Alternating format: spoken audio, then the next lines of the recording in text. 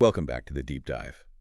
We have pulled together a really wide range of source material for you today. I mean, it covers everything from Burton Malkiel's ideas on stock markets Sensational stuff, yeah. all the way through to, the nitty-gritty of 1031 tax exchanges, even 19th century architecture, and, well, the politics behind how cities change. And it's deliberately a broad mix because our goal isn't just to summarize these things one by one. Right. We're aiming for a real deep dive here into the hidden mechanics of how real estate actually works as a tool for building wealth, connecting the hard numbers of finance with the maybe surprising human factors, the sociology, politics, history that shape what land is actually worth. Exactly. That's the mission.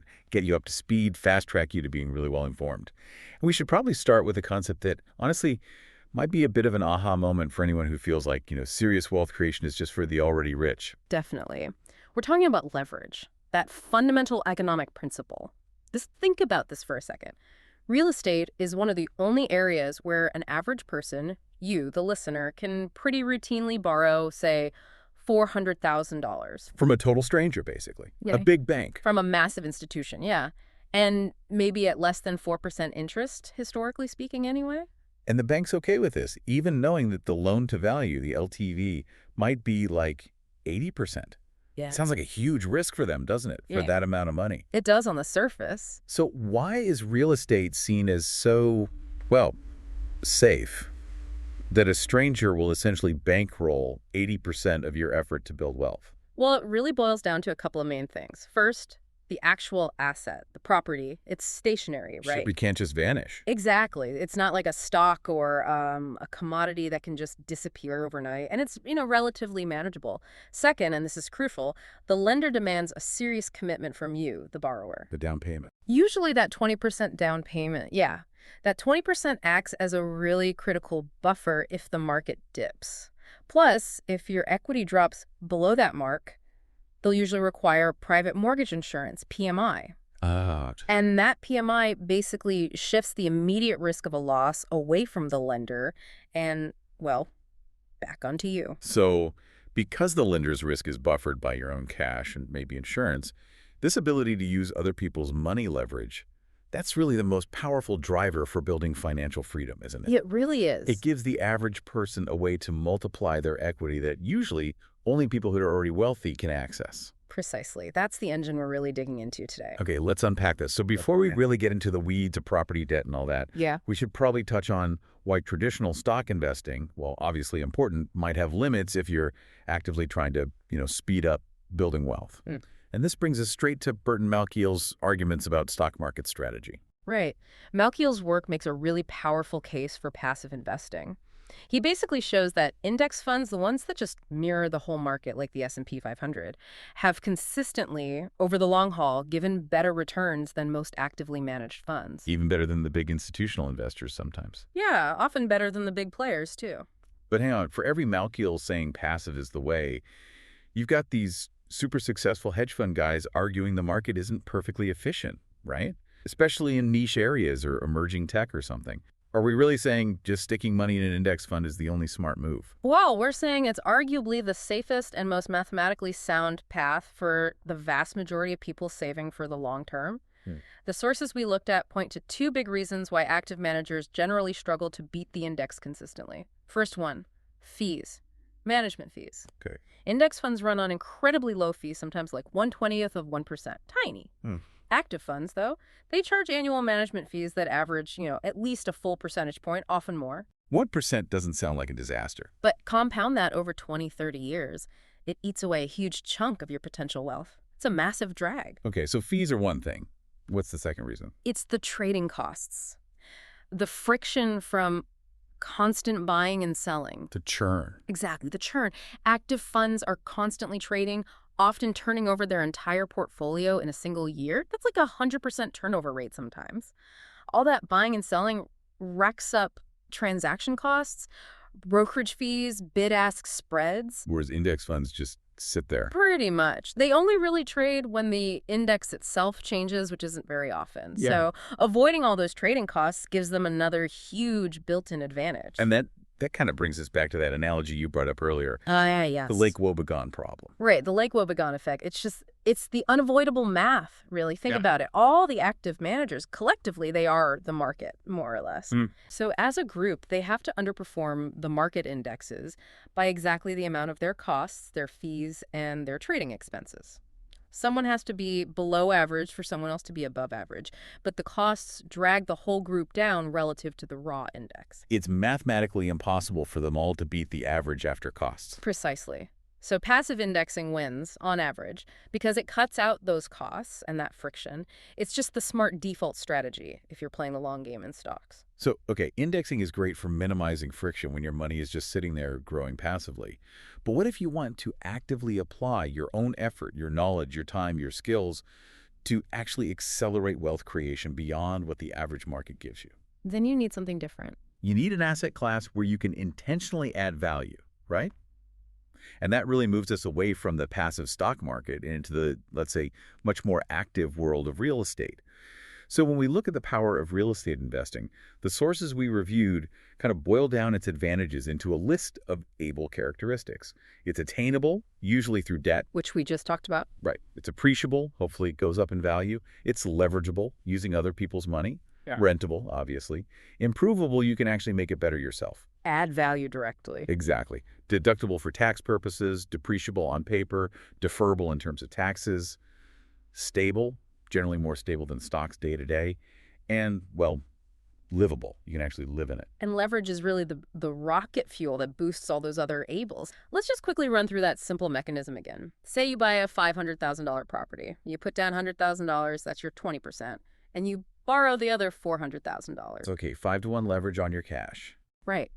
Now, if that property value just goes up by 10%, a $50,000 gain, what's your return on your actual cash invested? Well, $50,000 gain on $100,000 invested, that's a 50% return. Bingo. 50% return on your cash from just a 10% market move. That's the power. That magnification is incredible. But we have to talk about the flip side, the risk.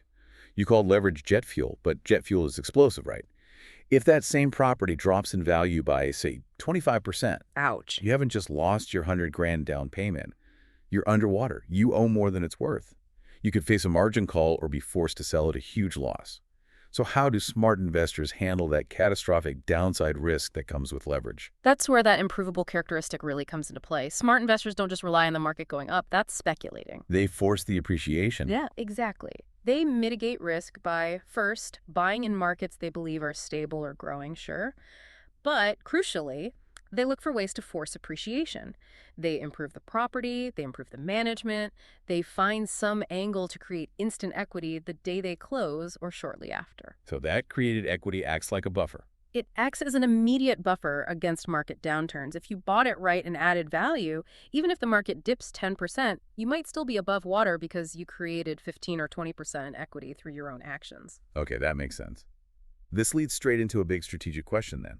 Should a new investor focus on building up monthly cash flow from rents, or should they prioritize building equity in the property? For most people starting out, definitely prioritize equity. Think about it. Cash flow, that little bit of profit left over each month after paying the mortgage, taxes, insurance, repairs, it's usually pretty small, especially at first. You're only earning a return on your initial down payment money. Precisely. It's highly inefficient for building wealth quickly. Wealth is built fastest, according to these sources, by buying properties below their potential market value and then intentionally creating equity through renovations, better management, finding inefficiencies. You build that equity stack first, aggressively maybe. And then later? Then later in your career, maybe when you're nearing retirement and you actually need income to live on, you can shift strategies. You can convert that build-up equity into passive cash flow, maybe by paying down loans or repositioning the portfolio. Build the asset base first, then optimize for income. So instead of just waiting for the market to maybe, hopefully, push prices up slowly, you're actively engineering value creation. Is there like a standard playbook for doing this, for cycling your capital quickly and forcing that appreciation? Yeah, the classic framework lots of investors talk about is the BRRR strategy, BRRR. Okay, what does that stand for? It stands for buy, rehab, rent, refinance, repeat. Buy, rehab, rent, refinance, repeat. The absolute core of that strategy is the refinance step. After you've bought the property, fixed it up the rehab, and got a tenant in there paying rent. Yep. The goal is to go back to a lender and get a new loan based on the property's new higher value, what they call the after repair value, or ARV. Because you've improved it? Right. You try to get a loan for, say, 75 or 80% of that new higher ARV. You use that new loan money to pay off your original purchase loan. And here's the key. Ideally, you pull out all of your initial cash investment plus maybe even some profit. And then you take that cash and repeat.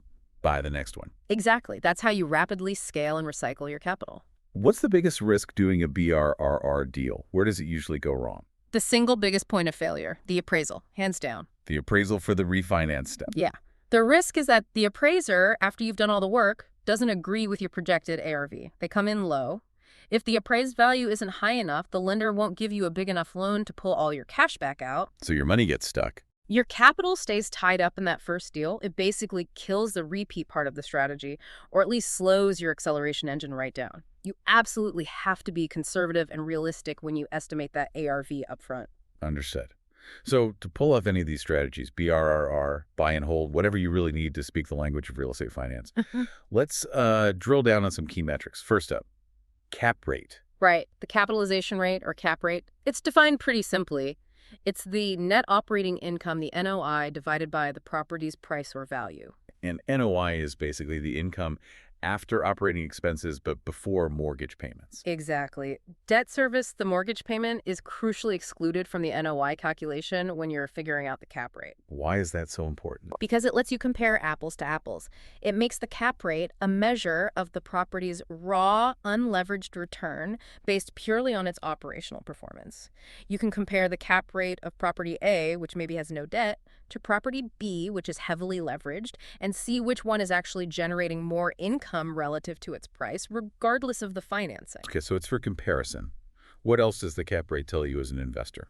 It's kind of a quick snapshot of risk and return relative to that specific market. Think of it like a seesaw. For the same amount of income, NOI, if the price goes up, the cap rate goes down. If the price goes down, the cap rate goes up. Inverse relationship. Right. So a really low cap rate, maybe 4%, in a super desirable, stable market like, say, San Francisco, historically, that signals lower risk, high demand, probably stable appreciation. But the immediate cash-on-cash return isn't great. And a high cap rate. A higher cap rate, maybe 8 or 9%. In a, let's say, a secondary market like Memphis or Cleveland that suggests potentially higher risk, maybe less appreciation potential, but a much better immediate return on the asset itself. Investors often look for deals where they can buy at maybe a 6 cap. Meaning the current operation isn't great. Right. And then, through better management or renovations, they force the NOI up, effectively boosting their yield on the price they paid. They increase the cap rate relative to their purchase price through value add. Got it. Okay, second key metric, ROI, return on investment. ROI. Pretty straightforward. It's your yearly profit divided by your total investment basis, basically. How much cash you have tied up in the deal. So, simple example. If you clear $4,800 in profit for the year after all expenses, and you initially put in $50,000 cash. $4,800 divided by $50,000, that's 9.6% ROI. Correct, 9.6%. But investors need to be clear about which ROI they mean. There's the cash-on-cash return, which is just the actual cash you receive that year versus the cash you put in. Then there's the total return, which is often more important. That includes not just the cash flow, but also the equity you gain as the loan principal gets paid down each month, plus any appreciation in the property's value. So how do you pump up your ROI? 2 main ways, fundamentally. 1, increase the yearly profit, get higher rents, reduce vacancies, cut expenses, manage better. 2, aggressively reduce your investment basis. How do you do that? Primarily through that refinance step we talked about in BRRR. If you can pull your initial cash back out, your investment basis drops, potentially even to 0. If your basis is 0, your cash-on-cash return is technically infinite. That's the holy grail for some investors. Now, this raises an important question. How do investors actually use the tax code to keep more of that profit they're generating? Ah, yes. Taxes. This is where things like deductions and deferrals become really powerful tools. And the most famous one is probably the 1031 exchange. The 1031 exchange? Yeah. Section 131 of the tax code. It allows you to sell one investment property and roll all the proceeds into buying another like-kind investment property, deferring the capital gains tax you would normally owe on the profit from the sale. Deferring, not eliminating. Deferring. You kick the tax can down the road, and you can keep doing this, exchange after exchange, potentially for your entire investing career. The tax liability keeps rolling forward. Until you finally sell a property and don't buy another one. Right. Or, in some cases, if you pass away holding the property, your heirs might receive it with what's called a step-up in basis to the market value at the time of death, which can effectively wipe out that deferred capital gains tax liability entirely. It's a huge estate planning tool, too. But this isn't just like, oh, I'll sell this house and buy that one. There are really strict rules, right? Timeline. Incredibly strict. Unforgiving, really. The IRS rules are rigid. Once you close the sale of the property you're selling, the relinquished property, you have exactly 45 calendar days. Not business days, calendar days. Okay, 45 days to do what? To formally identify, in writing, the potential properties you might buy as the replacement. And the identification rules are specific, too. You can generally identify 1, up to 3 properties of any value, or 2, any number of properties as long as their total value doesn't exceed 200% of the value of the property you sold. Okay, 45 days to ID. Then what? Then you have a total of 180 calendar days from the date you closed the original sale to actually close on the purchase of one or more of those identified replacement properties. So 6 months total, roughly. Roughly 6 months total, but that 45-day ID deadline is the first critical hurdle. If you miss either deadline, even by 1 day, the whole exchange is blown. It fails. And all the capital gains tax becomes due immediately. Immediately, for the year you sold the original property. And you can't just hold the money yourself in between, right? Absolutely not. That's another critical rule. You, the seller, can never have actual or constructive receipt of the funds from the sale. The money has to be held by a neutral third party called a qualified intermediary, or QI. The QI holds the cash and then uses it to buy the replacement property. Correct. They handle the funds according to the strict IRS rules. If you touch the money, game over, the exchange fails. It's why using an experienced QI is absolutely essential. It's a high-stakes process. Definitely sounds like it. Okay, so that's tax deferral. What about tax deduction? How do rental properties help reduce your taxable income right now, even if they're making money? The main mechanism there is depreciation. Okay. The IRS lets investors deduct a portion of the cost of the building, not the land value, just the structure itself over a set period as if it's wearing out.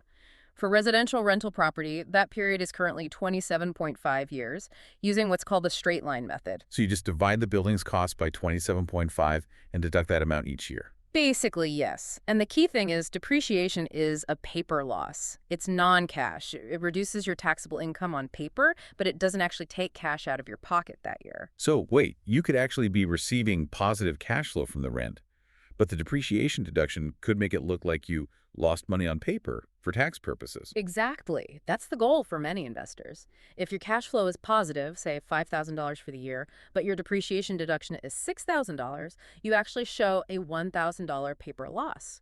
You pay zero income tax on that $5,000 cash you received. Wow. What if the depreciation is less than the cash flow? Then you have what some people call phantom income. If your cash flow is $5,000, but your depreciation is only $3,000, you have $2,000 in taxable income.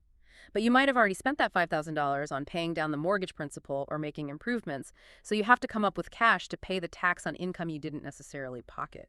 So managing that interplay between cash flow and depreciation is key. Very key. And it highlights why choosing the right legal entity to hold the property, an LLC, an S-Corp, a partnership, and getting good tax advice is so important. Which brings us right to entity selection. You mentioned earlier there could be specific issues, like with LLCs in California. Yeah, state tax laws add another layer of complexity, and they vary wildly. California is a perfect example. They charge an extra franchise tax or fee on LLCs based on their total gross receipts in the state, even if the LLC isn't profitable once those receipts go over $250,000 a year. So for a bigger investor or someone with a high revenue commercial property, that extra state LLC tax can really add up.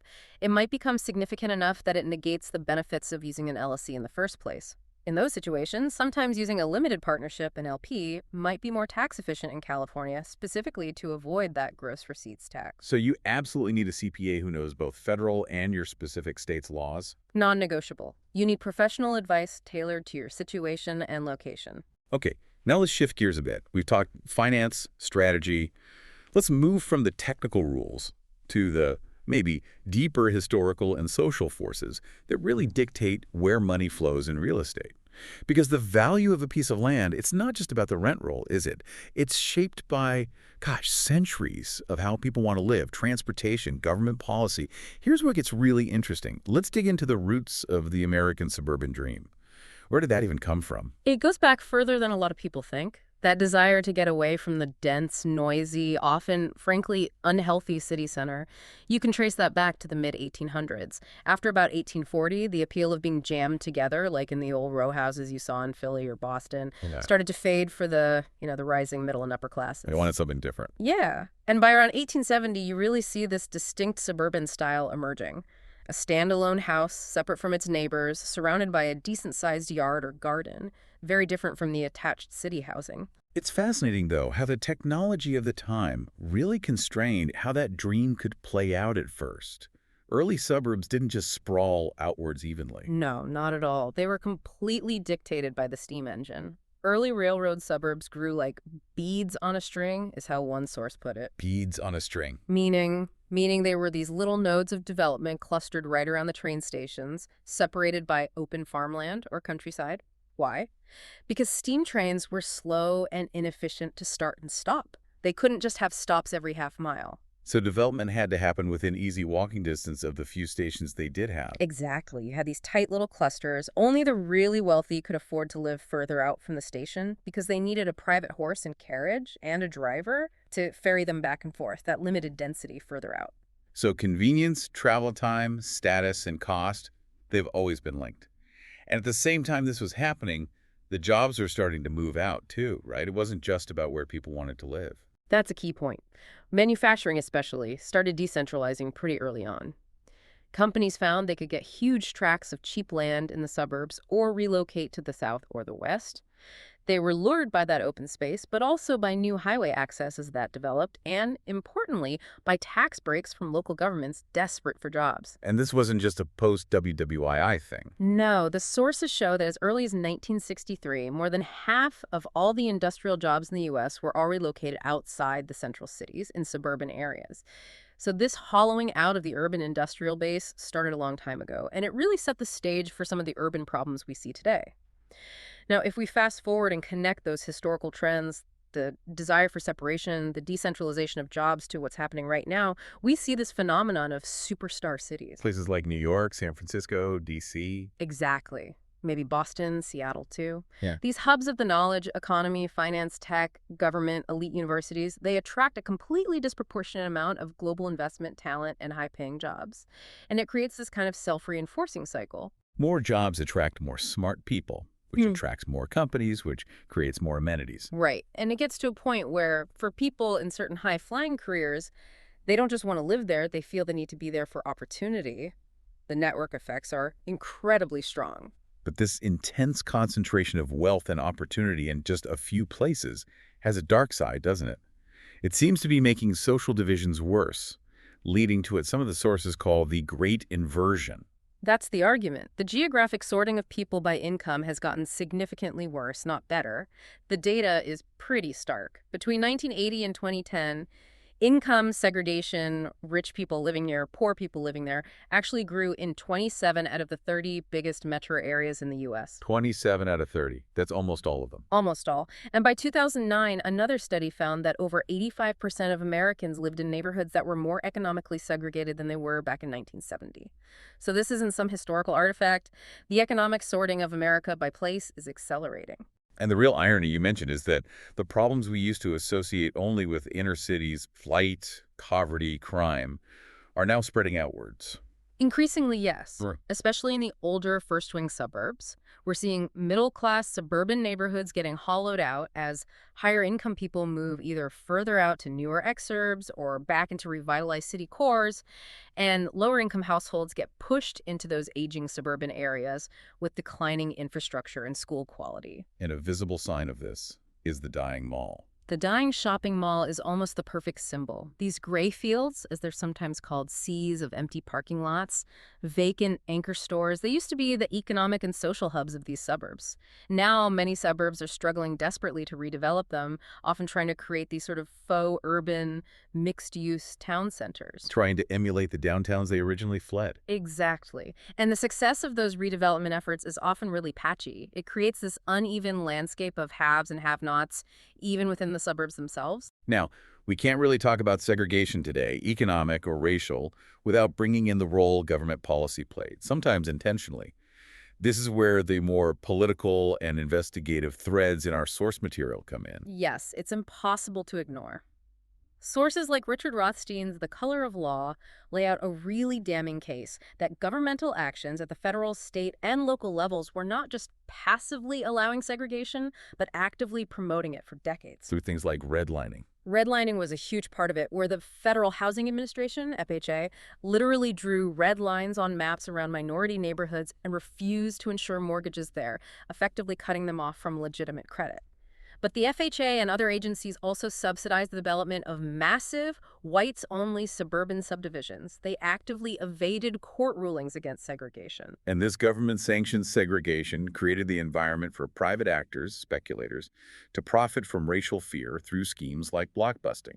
Absolutely. Blockbusting was, well, it was predatory and destructive. Can you walk us through how that actually worked? Because it's really important, I think, to grasp how these speculators, well, how they profited from fear, basically, and systemic racism. Yeah, it was. It was a calculated scheme. Yeah. What they do is a speculator would buy maybe one house on an all-white block. Then they'd very deliberately sell or rent that house to an African-American family, often at an inflated price, because that family had so few other housing options. Okay. Then the speculators, sometimes using Confederates, would go door to door to the remaining white homeowners on the block and spread panic. They'd say things like, the neighborhood's changing, your property values are going to crash, this is becoming a slum, playing on racial prejudice and fear. To induce panic selling. Exactly. Create a wave of white flight. White families would sell their homes in a panic, often way below market value, just to get out. Speculators would snap up these houses cheaply. And around and sell them. And resell them, again, often at inflated prices and with predatory financing terms, to incoming black families who were desperate for housing and locked out of other areas by redlining and restrictive covenants. It's just a horrifying manufactured cycle of exploitation. It really was. And while blockbusting like that is illegal today, the legacy of that segregation persists. And arguably, the main tool used now to maintain economic and indirectly racial separation isn't redlining, but local zoning laws. Zoning. How did zoning evolve differently here than, say, in Europe? Well, in Europe, zoning primarily focused on separating incompatible uses, keeping factories away from homes, for example. But in America, zoning very quickly took on this additional goal of separating people primarily by income class. How does zoning do that? Mainly through things like minimum lot sizes, minimum square footage requirements, and especially prohibiting anything other than single-family detached houses in large parts of a town or city. This is often called exclusionary zoning. Because it excludes people who can't afford that type of housing. Precisely.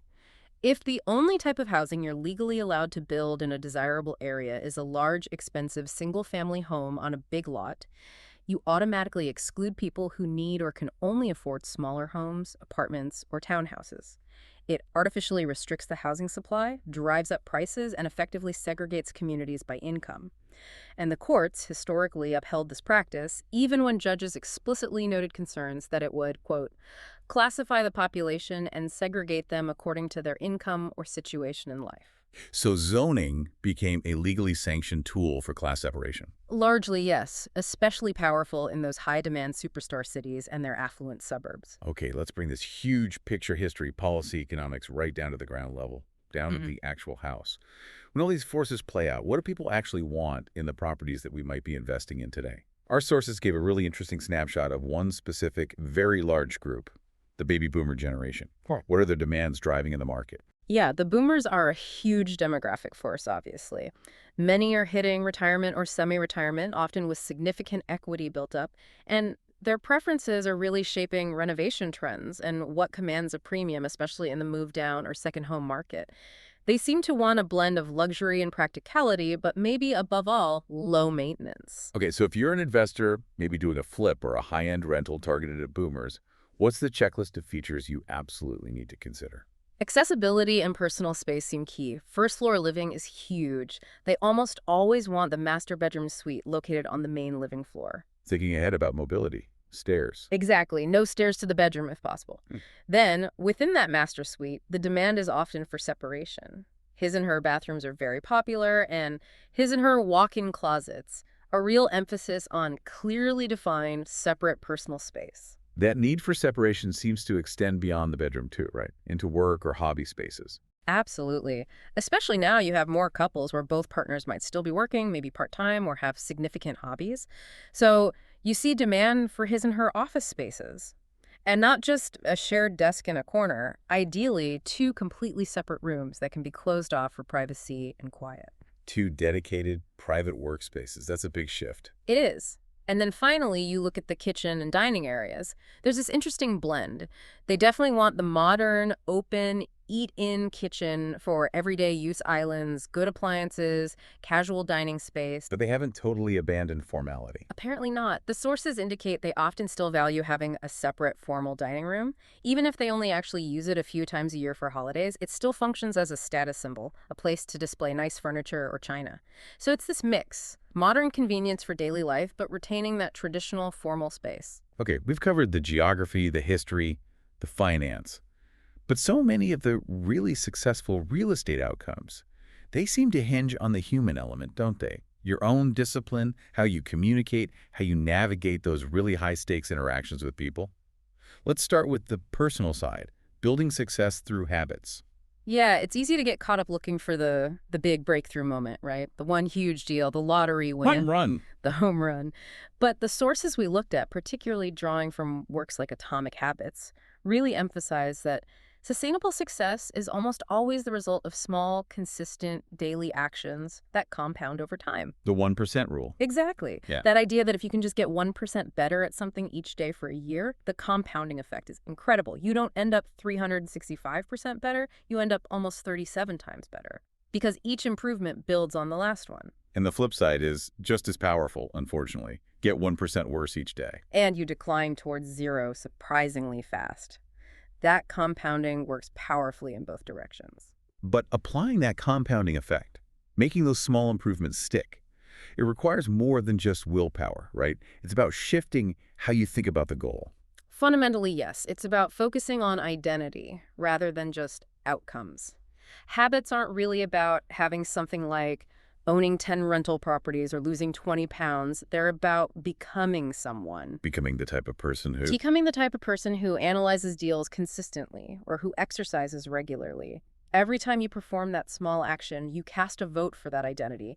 You reinforce the belief that I am a disciplined investor or I am a healthy person. And when the habit aligns with the identity you're building, it becomes much easier to maintain. So when we face those habits that are difficult, like maybe forcing yourself to make cold calls or analyze deals when you're tired, people often try to just, grit their teeth and find more motivation.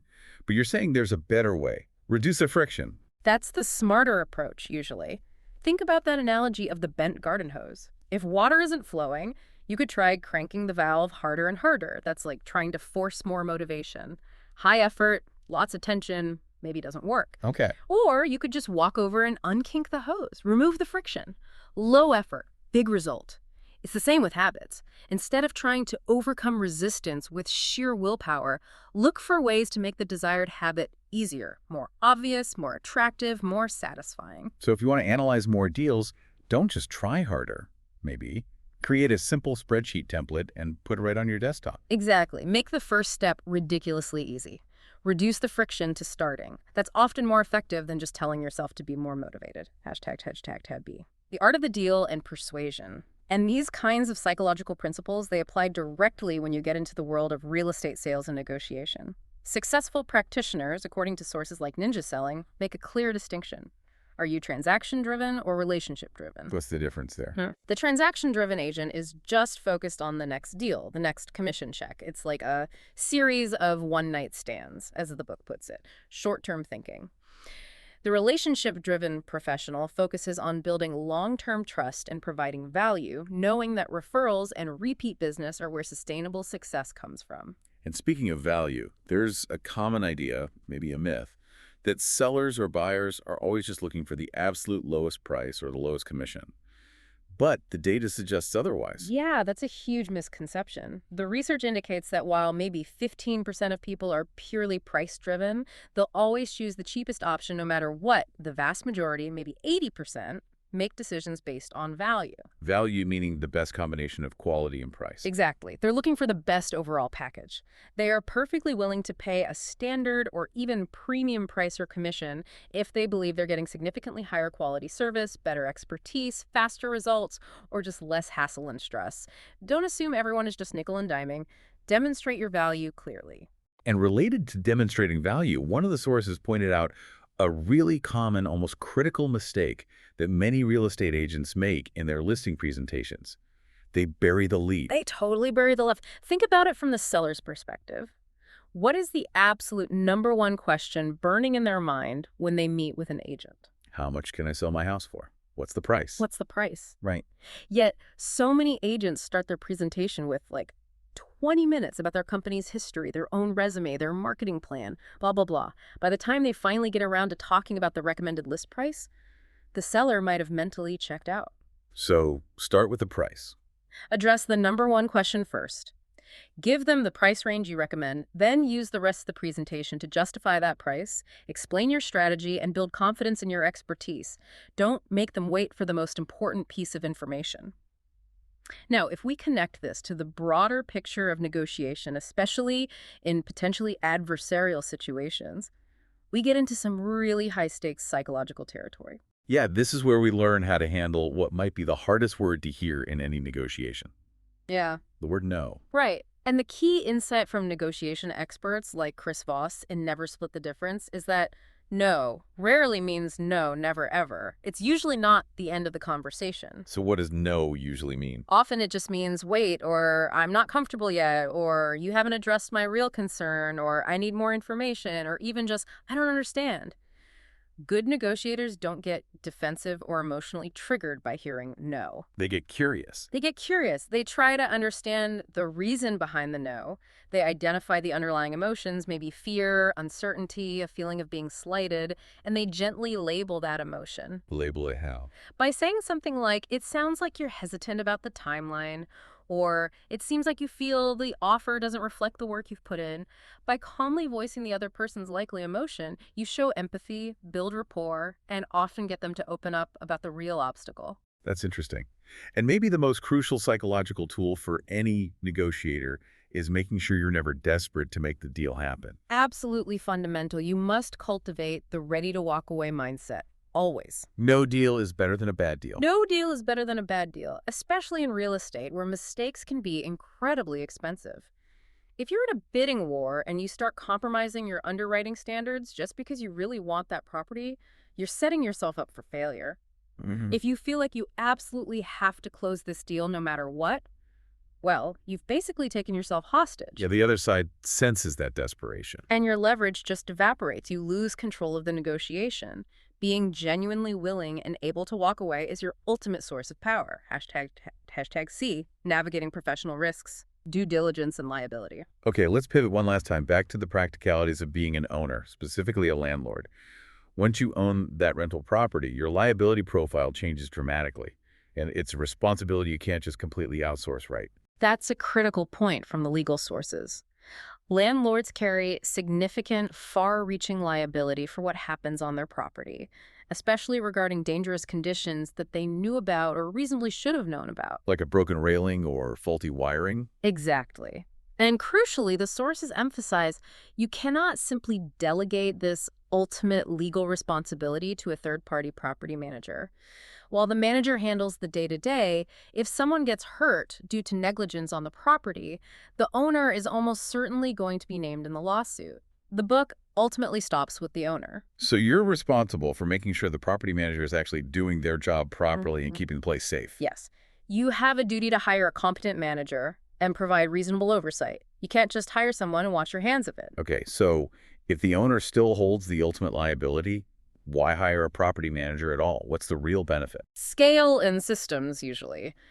A good property management company likely has much wider marketing reach to find tenants quickly, establish screening procedures, efficient rent collection systems, maybe better deals on maintenance due to volume. They can save you a lot of time and potentially hassle. But you need to manage the manager. You absolutely have to manage the manager. Remember, their incentive structure might be different from yours. A manager handling, say, 50 or 100 units might be incentivized to just fill vacancies quickly to get leasing fees, maybe not always finding the absolute best, most stable tenant for your specific unit, or being proactive about preventative maintenance on your property if they're swamped. You need ongoing communication and oversight. Got it. And that tenant screening process is vital, not just for finding someone who pays rent, but also for protecting yourself legally. Hugely important for both reasons. Thorough screening, checking credit reports, verifying rental history, confirming employment and income is your first line of defense against costly evictions. But it's also crucial for avoiding discrimination complaints. How so? By having clear, objective, written screening criteria that you apply uniformly to every single applicant, no exceptions, you need to be able to document that you treated everyone fairly and based your decision on legitimate business reasons, not on discriminatory factors. That documentation is your shield if a complaint is ever filed. Okay. What about the pets issue? That's always a big debate among landlords. Many just have a strict no pets policy. Is that smart? It might be costing them money, honestly. The analysis in some sources suggests that allowing pets can actually be profitable. Why? Because responsible tenants with well-behaved pets are often very stable, long-term renters, precisely because it can be harder for them to find pet-friendly housing. So you can charge a premium.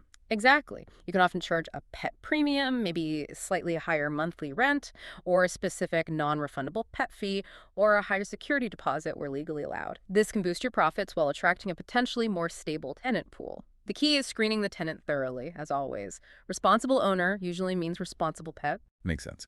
Lastly, what about damage to the property that happens during the tenancy? Say, a tenant ignores a small leak and it turns into a huge mold problem. Right. Who's responsible? This needs to be spelled out crystal clear in your lease agreement. The lease must require the tenant to report any leaks, water intrusion, or other potentially serious damage immediately or within a very specific time frame. Like within 24 or 48 hours? Yes, something like that. The sources use the 48-hour example. If the lease clearly states this reporting requirement and the tenant fails to report a leak in time, and that failure leads to much bigger secondary damage like extensive rot or mold growth that could have been prevented with timely reporting, then the tenant can potentially be held legally and financially liable for the cost of repairing that additional preventable damage. So that clause protects the landlord from negligence on the tenant's part. It's a crucial protection against catastrophic preventable losses. #TAG-V outro. So after diving through all this material finance, history, psychology, law, what does it all really mean for someone trying to succeed in real estate? Well, I think the big picture is that real success seems to demand mastering a really unusual mix of skills.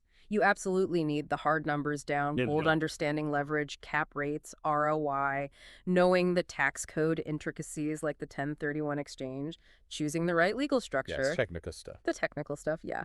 But that's not enough on its own. You have to couple those hard skills with the maybe softer but equally important skills. Like the discipline from habits, the negotiation tactics. Exactly. Applying that focused, consistent effort, the 1% improvement idea, to get better at sales, persuasion, reading people. And you have to do all that while keeping one eye on the bigger picture, those deep historical and political forces like segregation, urban inversion, demographic shifts that are constantly reshaping the landscape of opportunity.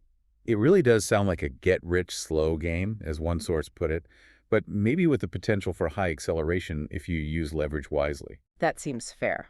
It requires strategic thinking, patience, treating each investment not just as a quick transaction, but like planting a seed that hopefully grows into a strong income-producing, maybe tax-advantaged asset over time, like growing a tree. A powerful tree of financial independence. I like that. So here's a final thought to leave our listeners with. We heard you mention earlier how some of the great historical fortunes, people like Carnegie or Ford, were often built not by charging higher prices, but by figuring out how to deliver essential goods or services at lower prices more efficiently. Right, that focus on mass market efficiency. Okay, so taking that idea and considering everything we've discussed about the increasing economic segregation, the housing shortages, the intense friction and cost of housing in these superstar cities, where might the next big opportunities lie? Could it be for investors who figure out innovative, ethical ways to actually reduce the cost or the friction of housing in these very expensive, highly segregated knowledge economy hubs? That's a fascinating question. Instead of just participating in the rent maximization game, could the real breakthrough come from focusing on efficiency, scale, maybe new construction methods or financing models that genuinely lower the barrier to entry in these critical areas? Tackling that friction and cost, that seems like it could be the biggest challenge, but maybe also the biggest opportunity for the next wave of real estate innovation. Something to definitely think about.